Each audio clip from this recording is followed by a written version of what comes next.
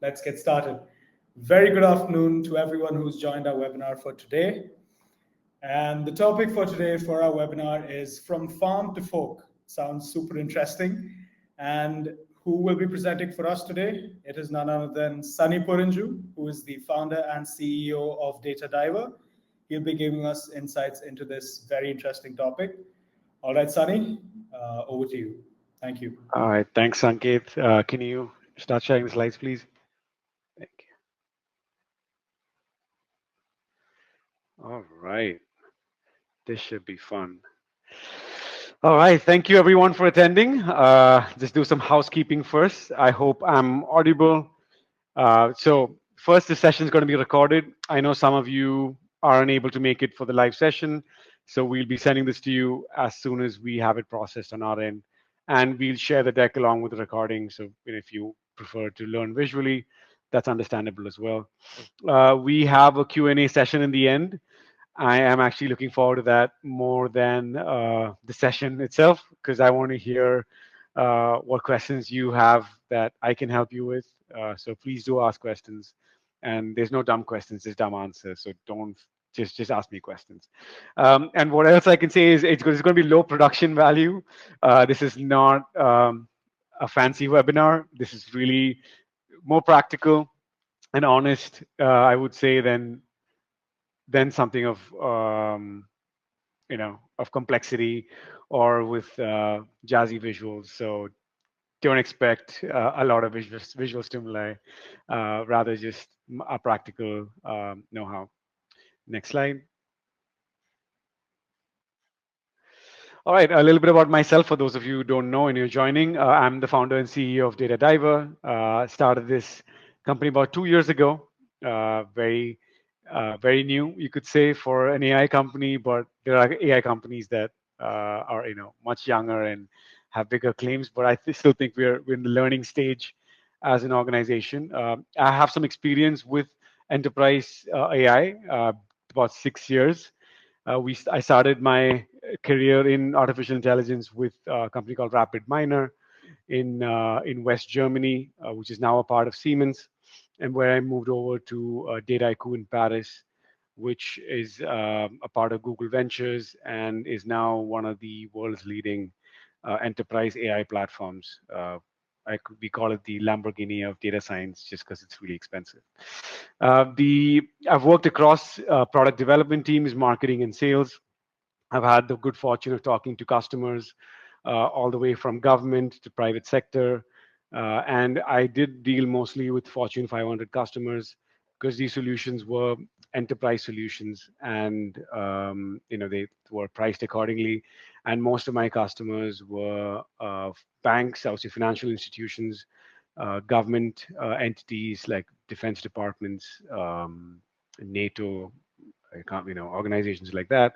And we did also have a lot of pharma companies because they did invest in AI technologies quite early on relative to other sectors. I started my career out of college in finance, so I did have a bit of a background in that, and I was raised with an investor mindset, which did complement in a space like AI, and I'm going to show you how in a bit. But it helped me see the ROI in doing things, right? It's always about what's the benefit to the investor. In this case, it's the business owner or a senior VP that's investing in an AI initiative. Really for me, it's also something that I care about more than the fancy tech is what kind of impact that this is going to drive to the business. So that really helped me, I think, get a good jump start with this firm. Yeah, and I'm obsessed with AI that improves quality of life. AI is used in everything. You could make it to build drones that bomb, in war zones or track people. It can be used in a lot of different ways. And I did choose when I started this firm to use it to improve human health span because that's something I care about, and I think it's a positive application for artificial intelligence. And I do believe that AI is a very safe tool to help us, live better lives. So that's really where this comes from. Next slide, please.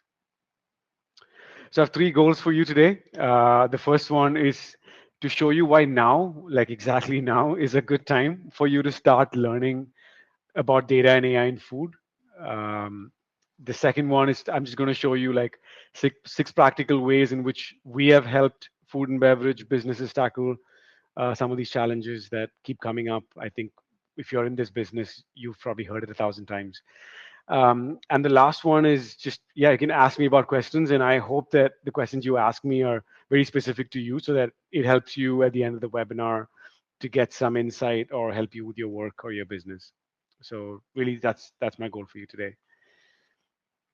Yeah, so just jumping right into it, right? So I saw this slide. I actually ripped it off someone. I saw this at Gulf Foods last week, and it was like at this big podium in Dubai on a big screen, and this guy was just standing there and ranting on for 30 minutes. But I really liked it, right? It's really resonated with me, which is in the past, like food was all about recipes, and now it's also about algorithms. And I like that he didn't say it's about algorithms, but it's also about algorithms. And I think this is something that we would go deeper into as a concept through this webinar. But that's really what it is. Like that's really what how I would summarize why I exist or why my firm exists or why you need to care about this is because it's not that those recipes are going away or that secret sauce is going away and going to disrupt the forces, but a lot of things are going to change where you have to be aware or actively uh, include algorithms into this business because if you don't, your competitor is going to do it. So that's how I see it. Next slide, please. Yeah, so there's three big themes, right? That where data and as a derivative AI is having an impact in today in 2025. One is consumers are shaping the future. Um, Regional flavors are global favorites now, and there's a funny example we're going to go over. And in the future lies in experiences that resonate, right? So just go to the next slide.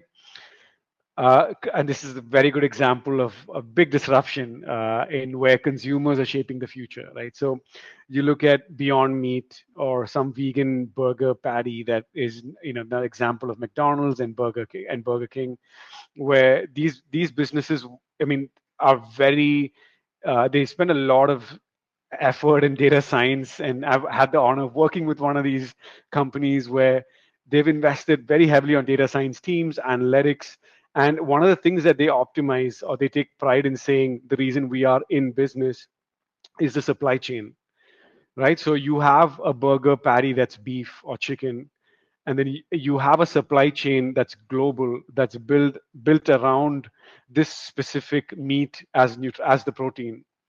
Now to disrupt that and add like a vegan patty, for the consumer, they must just been like, oh wow, like they just listen to us. A lot of people are going vegan, and they just changed, they just added this one item to their like a mech plant to their menu. But I can tell you that this was very disruptive for their core business to do this, right? So this was something that's not happening on a day to day in the supply chain of McDonald's or Burger King, but they listen to the consumer. They realize this is not a trend that they can ignore, and they went through, I'm sure, tremendous amount of re-engineering, physical and digital, to get these two products in the market. So it's really a good testament to how you can completely change a very meat heavy brand to adopt plant-based alternatives because that's what consumers want. Next slide, please. This one, this is the funny one. You can't not see it on Instagram, right? The kunafa chocolate.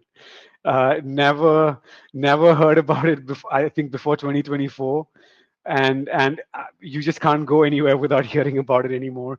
Not that I have anything against it. I personally think it's pretty cool, and I enjoy it. But I mean, I'm hearing people talk about it in New York, in London, and kunafa is such a. I mean, it's been around for I don't know, like hundreds of years. I don't even know how old a dessert a kunafa is, and it's very regional to the Middle East or places where there is a Arabic or Mughal influence, I would say.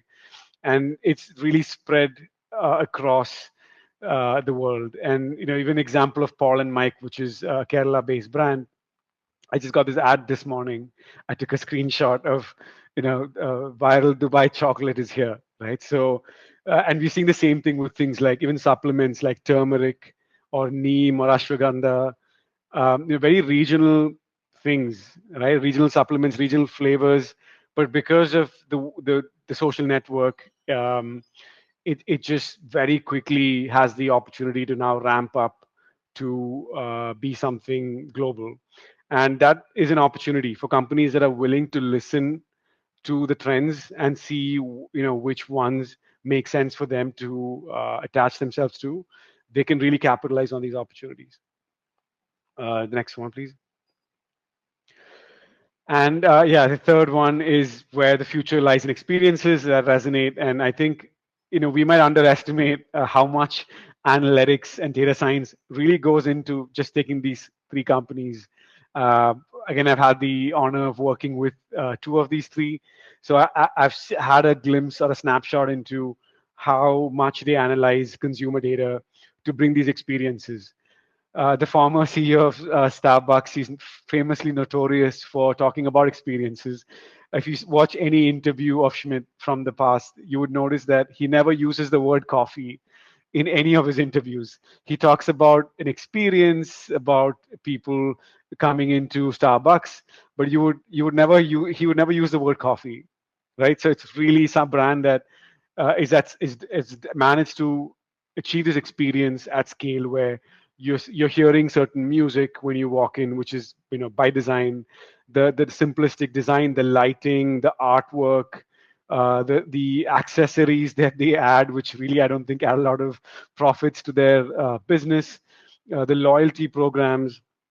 I mean, everything's templatized, and they're constantly working on this template. So it's and it's so that you get that consistent experience. Five Guys. I was traveling last week, and I managed to eat at Five Guys, and I didn't need to have peanuts, but just out of habit, I wanted to go and grab a cup of peanuts, simply because that's the experience that Five Guys has created. With throwing the peanuts on the floor, the shells on the floor was, I think, their first experience where you can just get as much peanuts as you want. And it's something very simple, but it really helped that brand stick and grow. And the last one, I think, just the logo alone, you should know it's Shake Shack. I clearly I like burgers. That's pretty obvious. But again, a brand where whether it's in an airport or at a CSR in the middle of a beach, you really feel that consistency in the way the brand sells itself, right? So they use a craft. It's a little huge community engagement angle where they source a lot of their drinks from the region. That, so that's always interesting to see your sodas or your coffees from the region when you go to a Shake Shack in a specific country or a place. You also see them creating very minimalist plating, making like a luxury feel to fast food, using a lot of digital interfaces to order. So yeah, I mean, and they use, if you've noticed, the full life cycle for Shake Shack is very digital compared to even a McDonald's or a Burger King, and those things are very intentional so that you have that seamless experience. Next slide, please. So as you can see, like all of this is consumer data that's being, someone's listening to it, someone's gamifying it, they're building algorithms and they're implementing it, right? So why is now a great time to start? Because there's just an explosive tech adoption. I don't need to tell you this. It's AI this, AI that, AI everything, right? But it's really impacting food businesses. So it's reshaping everything. Your supply chain, your product innovation, your product cycles. How quickly can you get to market? Um, and there is definitely a big demand for data savvy talent in F&B companies. So if you're already in an F&B business and you're either trying to grow your career there, or you're a manager who's coming in, because a lot of food and beverage businesses are family oriented or are family businesses.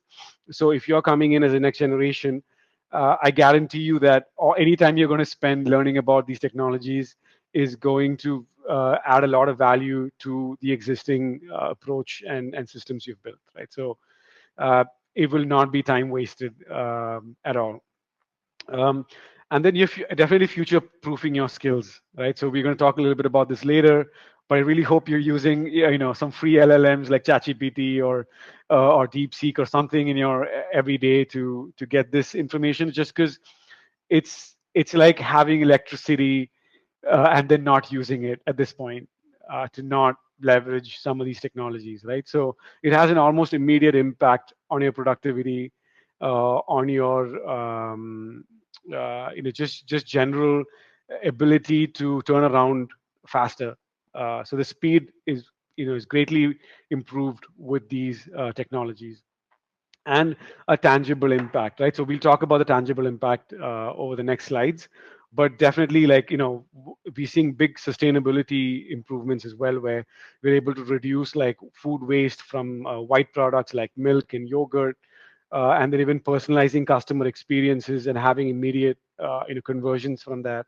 So we'll go into a little bit of these with the use cases. Next slide, please. I'm going to jump right into it. As I said, like, I think we're going over six. I hope that I can cover it all. I don't want to be talking. I want to listen to you. So I'm going to jump into the first one. So in-store sales, right? So if you're in retail sales, you have a food or you have a FMCG product, or you have even a gourmet product, which is not FMCG. Putting things in the store is a big challenge, right? So there's three primary challenges we see. One is bad forecasting. You constantly running out of popular items, or you have overstock. Both are not good, because your retailer is probably charging you for it. If it's like a Lulu or a big supermarket, they're charging you per shelf or per freezer, or per section in a freezer. So you're definitely paying for that real estate. So if you're forecasting this incorrectly, where you're just not stocking enough, you're not going to have a good customer experience, and the customer is just going to walk down the aisle and pick up your competitor's brand. So that's what typically happens when forecasting goes wrong. There's also vast SKUs. A lot of the customers that I'm talking with or working with, they have hundreds, if not thousands, of SKUs, and it can be really daunting to do this manually. Anything manually, really, to understand what's going on, even manually, for both for definitely for the company, but also for the retailer and the distributor.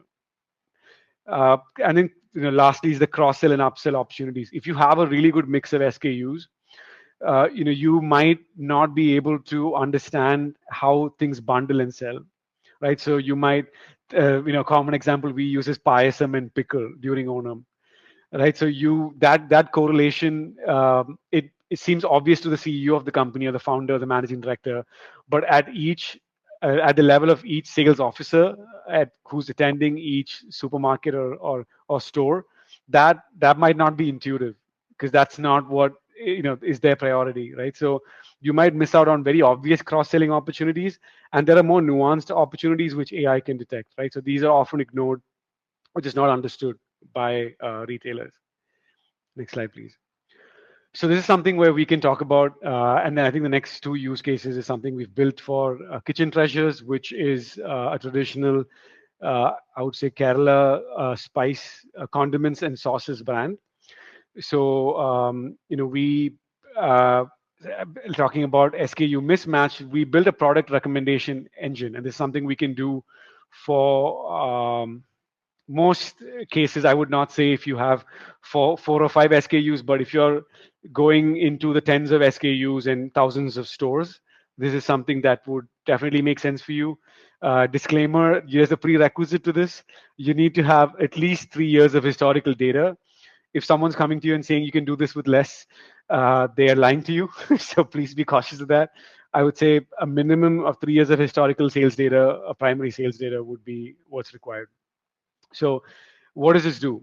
Right. So the AI engine, it analyzes your primary and secondary sales data across, like I said, 3 years, across stores, across districts, across cities, and it understands how these stores are really behaving, right? And it helps you create these recommendations to maximize your sales.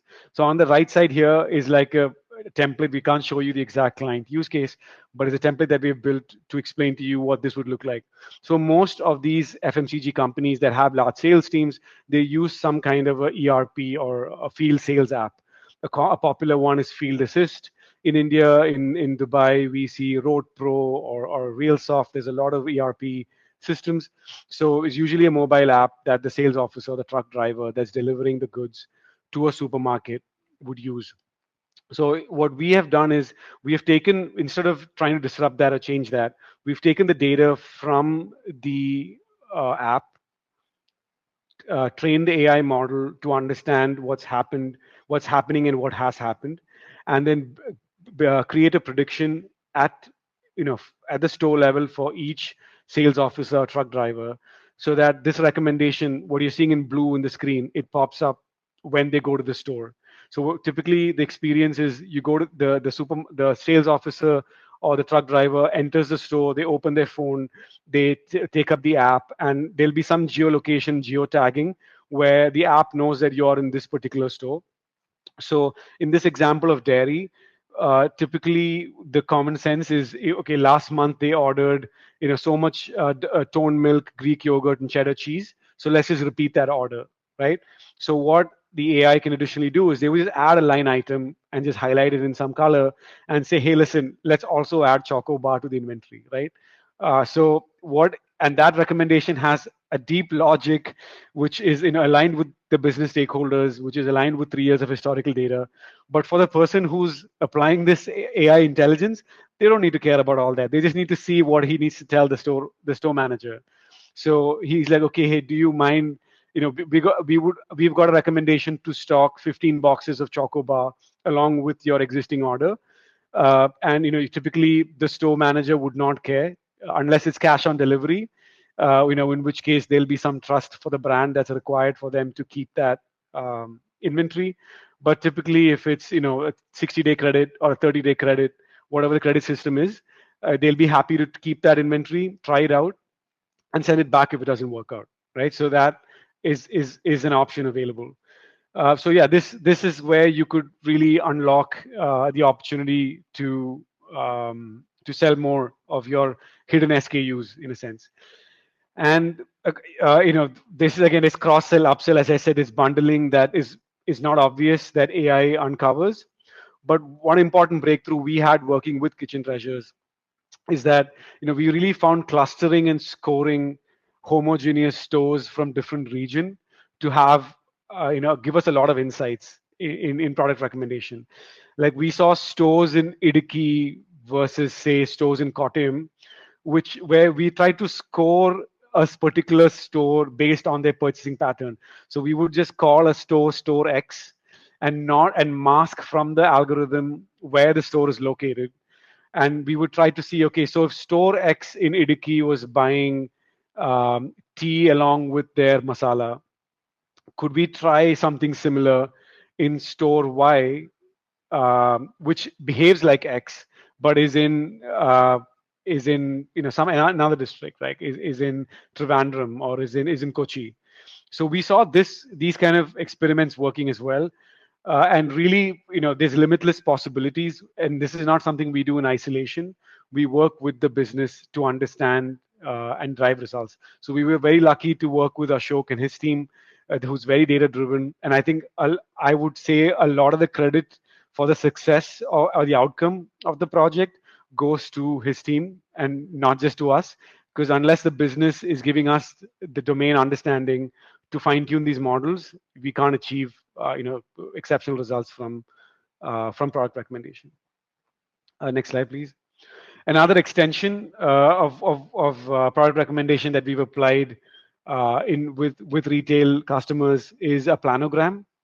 This is slightly more simple, but it's become a lot more cheaper and accessible in 2025. And this is again why now is important, right?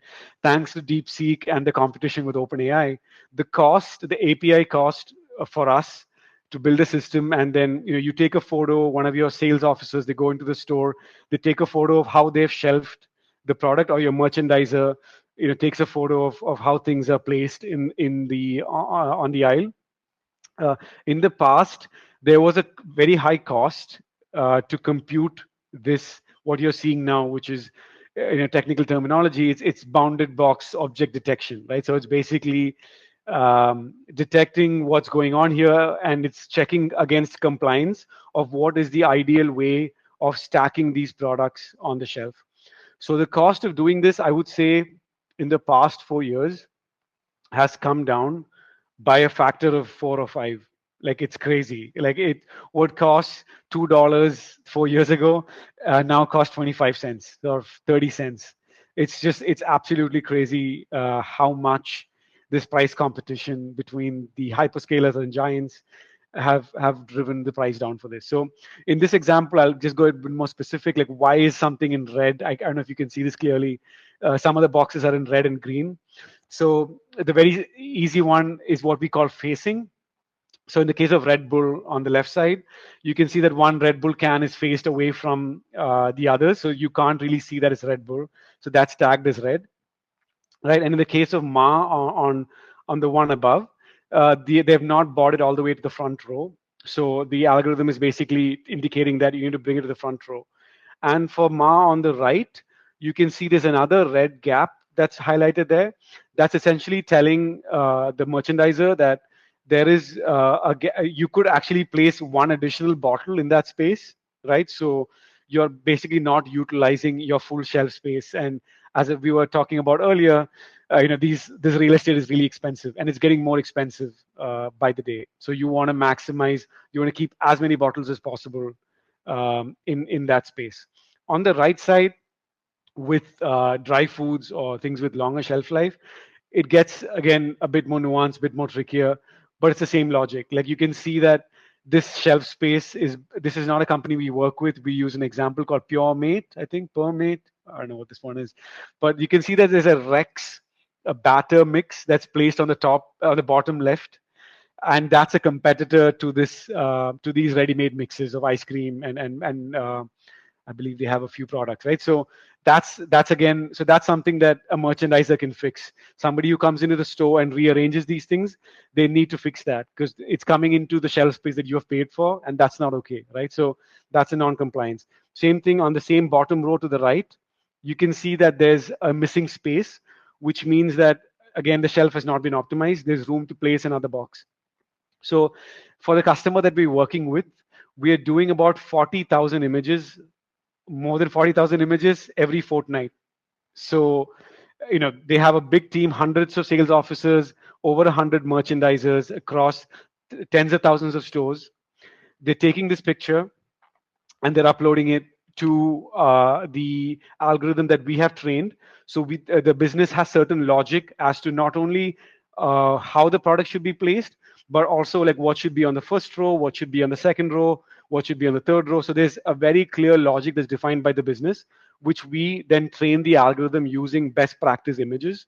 And as the merchandisers and sales officers go out in the field, start taking these pictures, they will start getting compliance reports at the manager level, at the individual contributor level, to understand where things are going wrong. Next slide, please. All right, this is the third one, and all this again points back to our first customer. So this is route planning. Just give me a second here. So again, this has been, I think this is one of the first things in computer science they teach you, is it's called the traveling salesman problem, right? So this is just an extension of that, with I would say a bit more nuance to it. So the obvious things: if you don't plan a route, you end up wasting money on fuel. You waste time with your resources. If you're not planning your routes correctly, as you scale, as your business grows, you will your default measure would be to hire more salespeople, hire more trucks.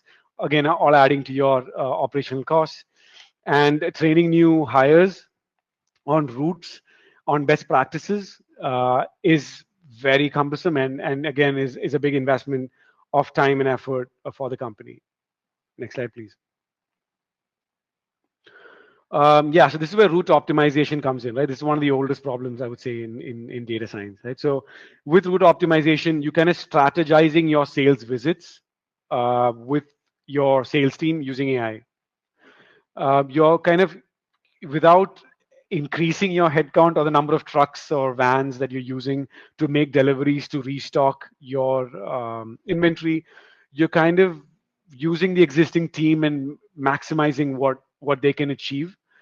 For our customer, for example, that where we've implemented this within few months, I'd say 2 3 months of rolling out, they saw about on average 40 hours of um, like 40 hours saved per truck driver or officer a month. So it's quite considerable if you do that, if you multiply that across hundreds of merchandisers and officers.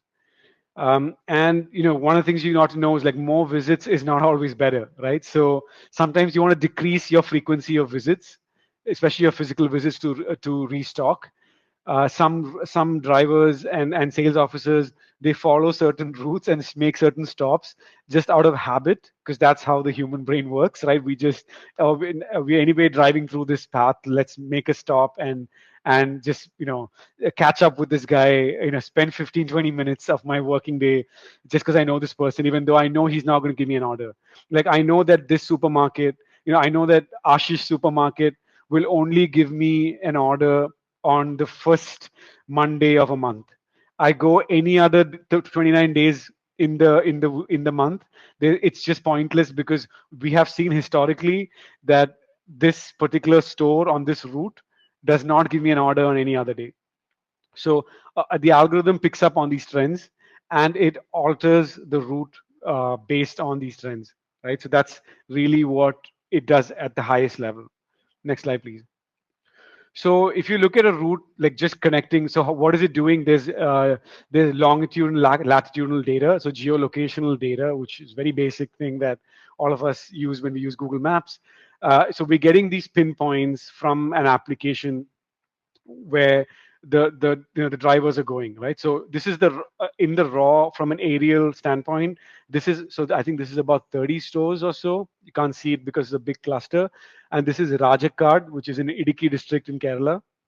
This is an example we're taking where we've actually worked with a client. So in without the AI, what is AI doing? So without the AI fine tuning, this is how the geolocations would be pinpointed on a map. Next slide, please.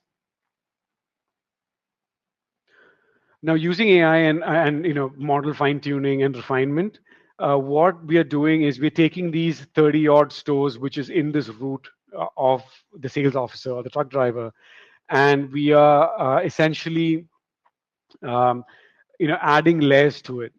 So one of the layers we add is like what's the traffic data, for example, right? That's very relevant. It doesn't matter that you could go from one point to another. So we use open street maps, like there's APIs that's used to understand what is the best possible way to take.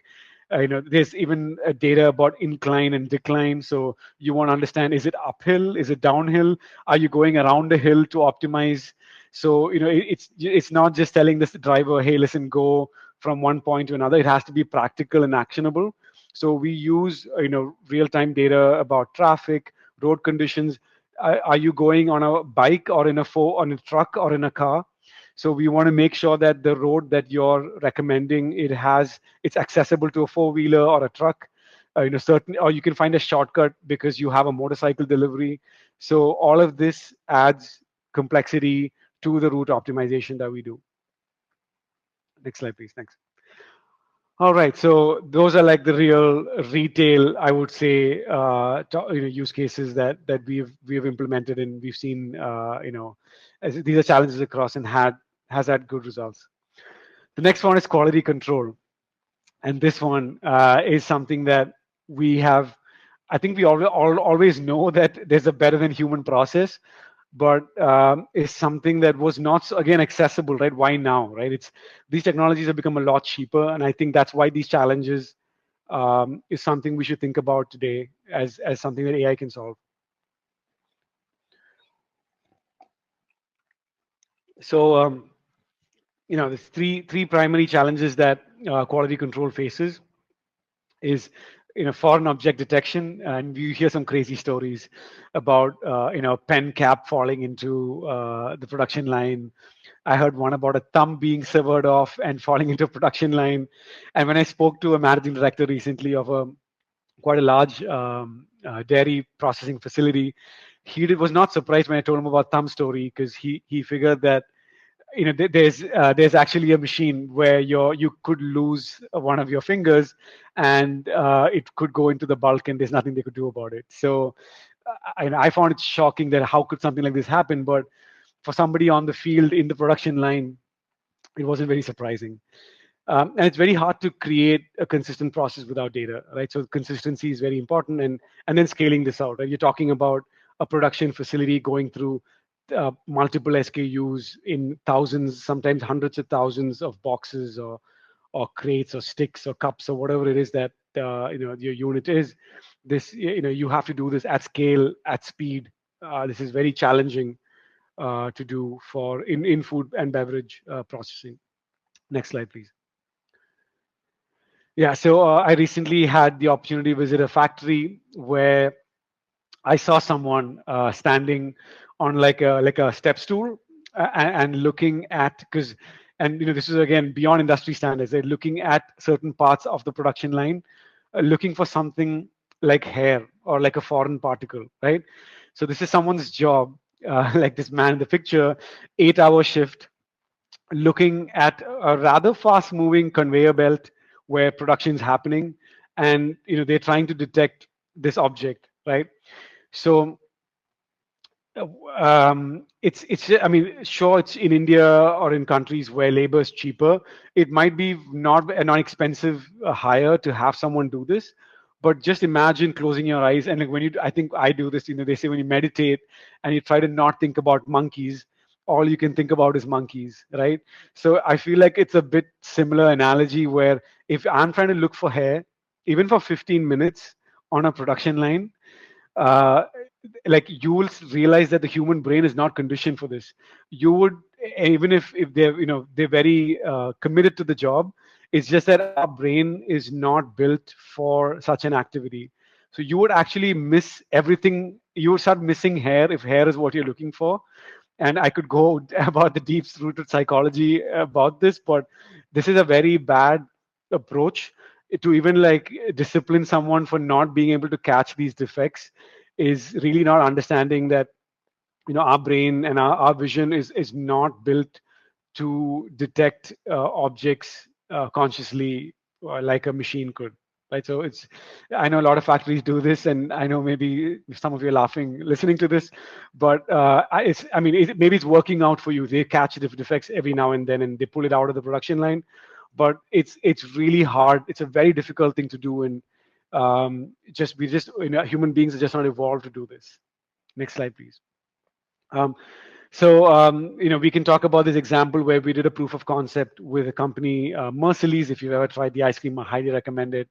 They've really built world-class facility with Tetra Pak, and was really blown away by how incredible the quality controls were at this facility.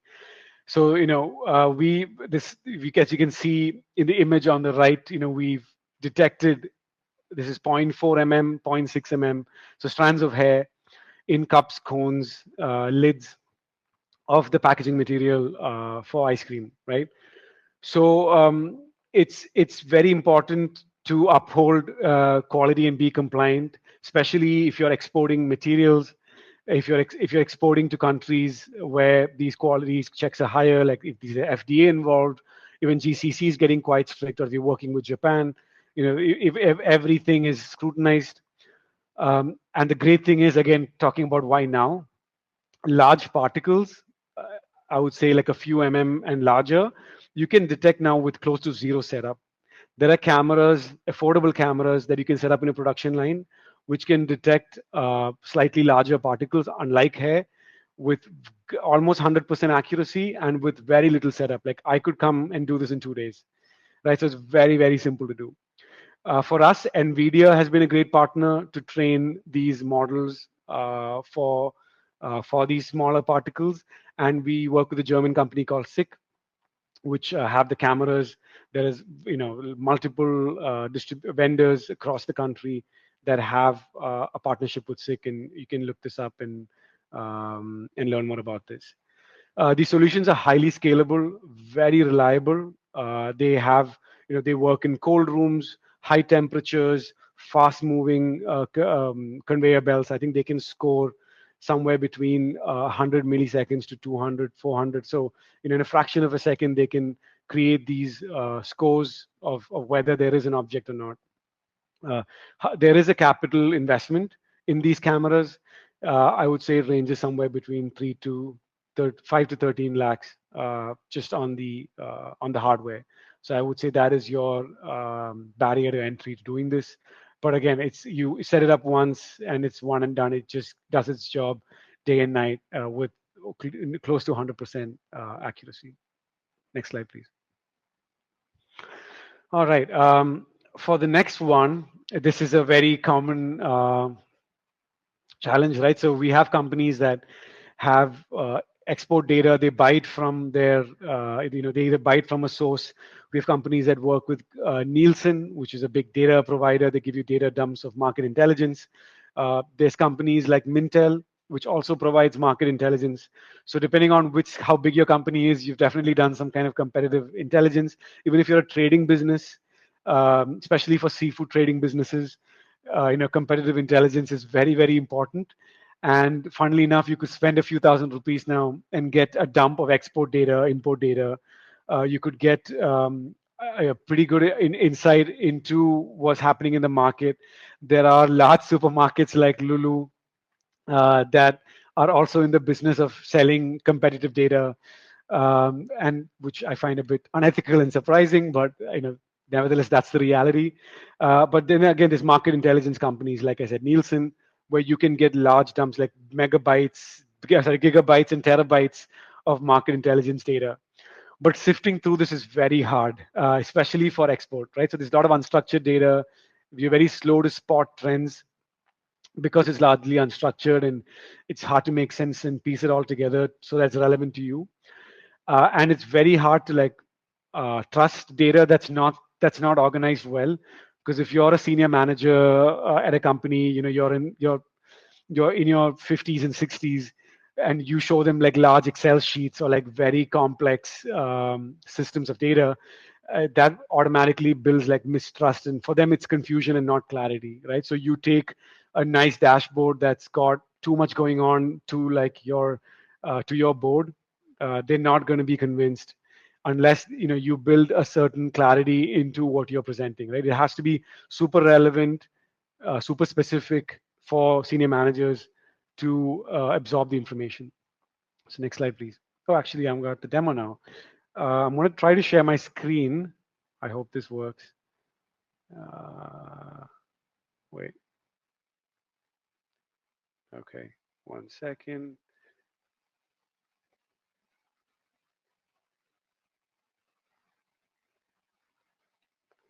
Let me know if you can see my screen. All right, perfect. It's good to have someone helping me out. All right, so let me just go back here, right? So again, we can't be, we've had to mask a lot of data to show you demos. So this is not something that's in production. It's something we built as an environment to show you.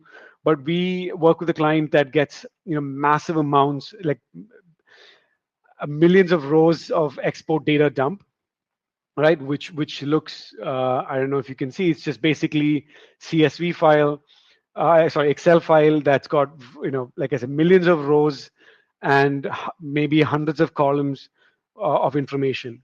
And a lot of the key information that the client needs is cryptic and it's embedded in weird syntax, we call it. So, it's kind of in the product description, but it's not very clear. So what we did essentially is we built a high level architecture where we got, so the client would store the data.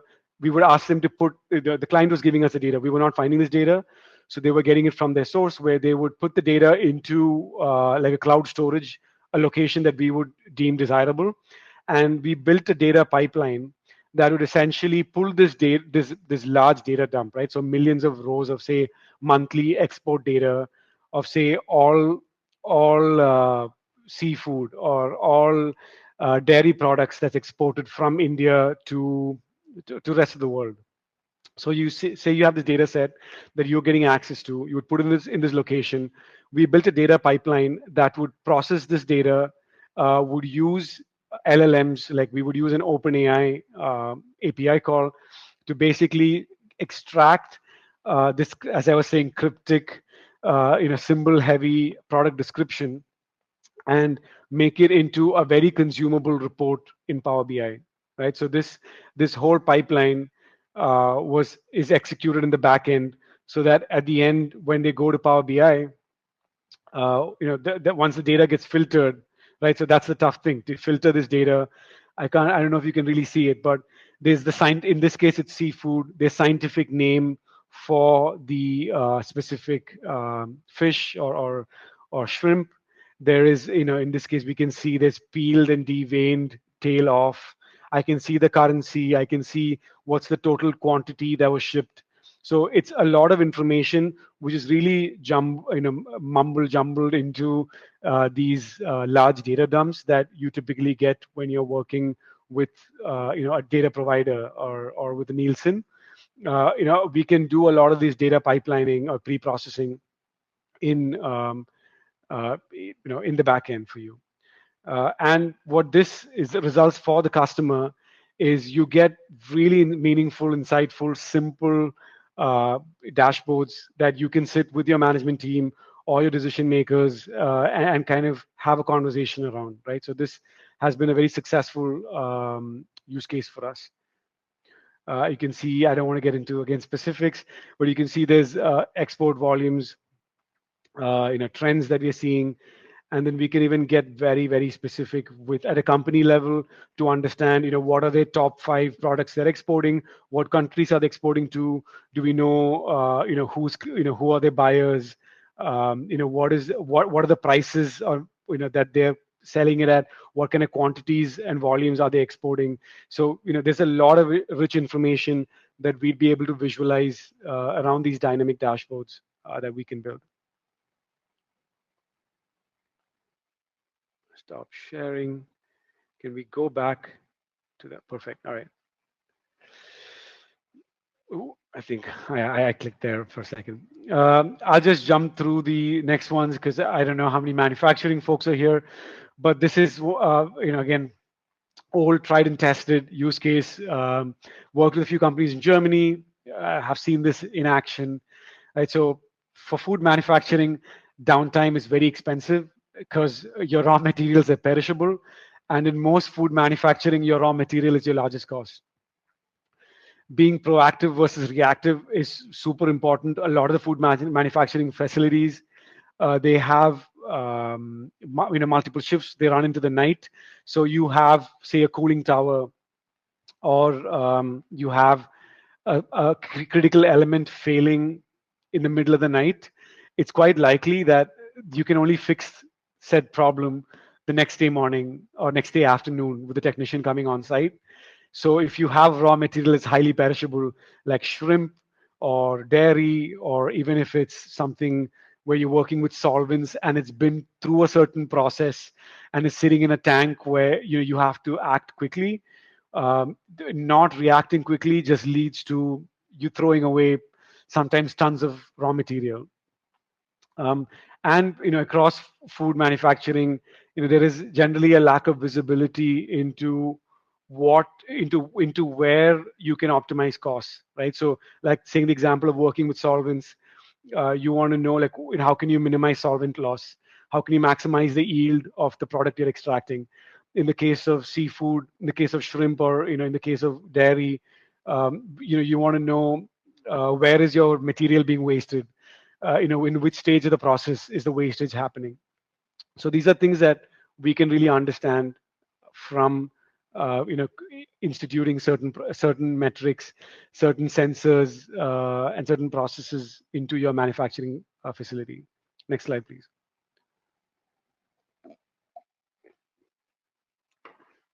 This is an example of a dashboard that gives you kind of an end-to-end report on what's happening at the factory, right? So there's rejected materials, there's overfilling, there's stoppages that's happening, there's the downtime that's come in. I'm not going to go into the specifics here, but you can understand generally, right? So you have PLCs, you have sensors across the facility that's measuring temperature, that's measuring velocity of movement of the product, that's measuring pressure, steam, water, solvents. You probably have multiple gauges, and most modern facilities have these sensors and PLCs already running. So typically, the first thing we tell them is build a dashboard on top of the PLC, right? So that's the baby step you could take. Is if you already have these PLCs, talk to us or talk to another expert that can help you build like a simple dashboard that takes this visibility. So right now you're going into a control room in the factory to see a report like this where you can see something happening in production. The immediate next step for you to do is to take this visibility outside of the factory into your corporate office. So whatever you're doing at the PLC level, at the control room level, you want to try to put this in the cloud, because a lot of insights will happen cross functionally. You will have people who've been at the company 20, 30, 40 years sitting in your corporate offices, or maybe at a consultant's office, who, if you are having a conversation around a dashboard that looks like this, they can ask the right questions and help you find a solution much faster than having them come to your facility every time you need to have a discussion around what's going wrong in the facility, in the factory.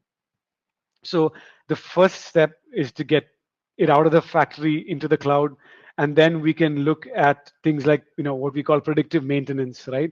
So can you predict that your cooling tower or your conveyor belt is going to break down 3 days from now versus going into panic mode when it breaks down. So these are things that we can do today with AI, and outside of scope, but we can definitely talk about that. Reach out to me if you want to learn more. Next slide, please. All right, getting to the very end. I know I did barely left any time for questions, but beyond this is beyond today's scope. I am going to have a webinar every month, so I hope I start covering some of these topics. But for the food industry, it's very important also to learn concepts like LLMs, AI agents, and also ask questions about AGI. But I'm going to go straight to Q&A. So if you want to ask me questions on this, please feel free to ask me uh, in the next in the Q&A. Sunny, thank you so much for this wonderful session. And right, jumping into Q&A, all the attendees can use the chat box to post their questions, and Sunny or me will be reading them out and answering your questions.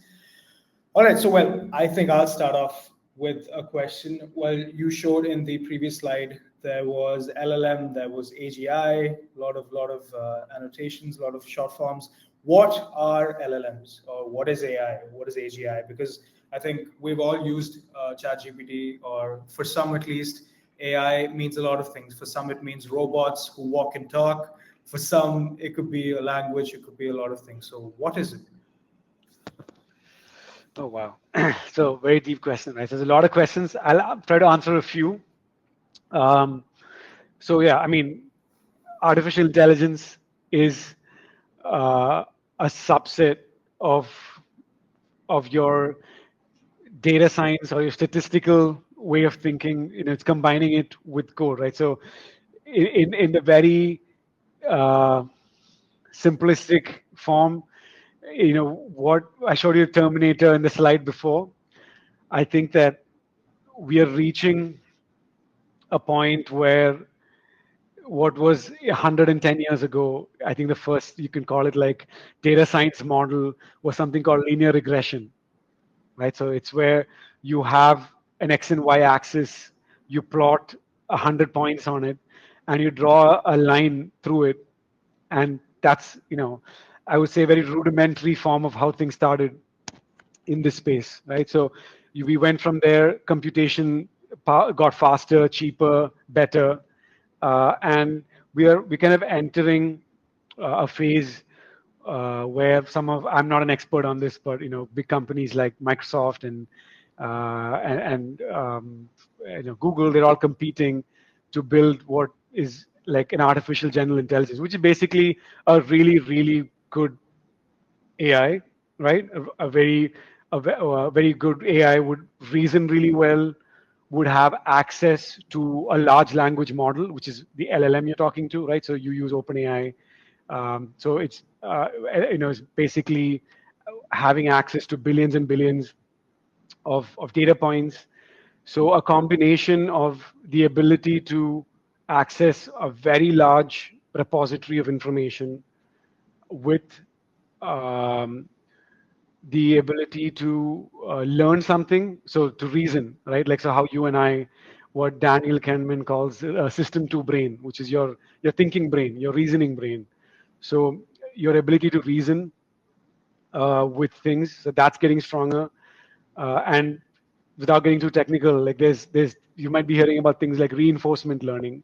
So that's where you make a mistake and then you learn from your mistake, right? So you're telling yourself, okay, this is wrong, right? So you're automatically, so that's really where DeepSeek, their R1 model was able to have a big breakthrough because they found a new way to, a better way to apply reinforcement learning, right? So they, with all these methods, not only are we feeding more digital information to these large language models, which is then feeding, our I guess our path to a general intelligence or a super intelligence, but all these methods like reinforcement learning, and then there's a lot of different types of fine tuning, like RAG, and so a lot of these methods, plus the large access to data, is bringing us to a level of intelligence which is exciting, has consequences which are scary, of course. In the wrong hands, it definitely does have, it could have, detrimental effects. So it's all very interesting. But just to simply clarify between LLMs and AI agents, an LLM is what you're using like an OpenAI, right? You ask a question, it gives you a response. It does some thinking, gives you a response.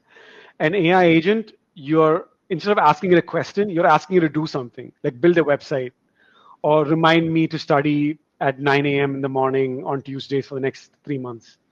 So it makes that reminder, right? So, and the AI agent, it probably goes out there, figures out, okay, how do I send a reminder to Sanket? Right? So it's like this is the app that I use to send reminders. It goes and creates an event that's recurring. So it's doing those things for you. So that's what an AI agent does. It's just taking an instruction and performing a task. That is the difference between an LLM and an agent. All right. Thank you so much, Sunny. That was great. We have another question here. What are some insights for starters on AI use cases, or when they adopt to AI to have ROI and outcome beyond tech? How should they approach this? Is the question clear? Yeah, I guess you're asking non-technically, how do you approach this so that it makes, I'd say spend the $20 and get OpenAI access is definitely a good investment. I think it's more about prototyping, right?